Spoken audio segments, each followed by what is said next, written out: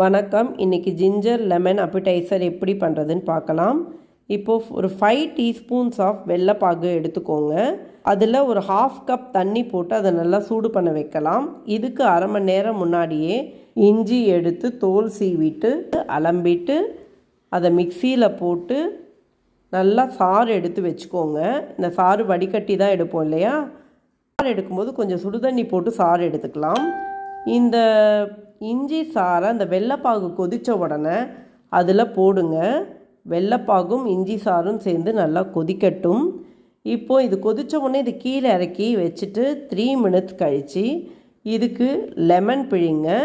நான் 1.5 லெமன் பிழிஞ்சேங்க. இதுக்கு பிழிஞ்சிட்டு இதை நல்லா மிக்ஸ் பண்ணிவிட்டு சூடாக குடிச்சிங்கன்னா very tasty ginger lemon appetizer is ready. உங்களுக்கு அரை மணி நேரத்துலலாம் நல்லா பசிக்கும். ட்ரை பண்ணுங்கள். தேங்க்யூ.